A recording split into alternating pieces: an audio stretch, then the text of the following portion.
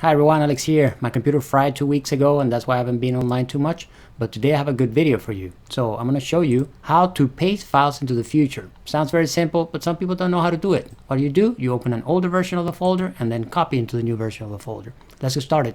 So I'm here on my C drive, nothing special here. I'm in a subfolder called Alex Manual Plumbing.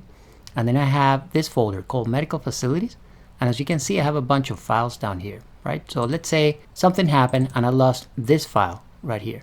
You might be familiar with the right-click option. You go to Properties, then you go to Previous Version, and then you can restore an old version of the folder. But that would overwrite the whole folder. But what you may not be familiar with is this option here called Open. So if you go Open, what you have is like a portal in time. So you see this file here, August 1st.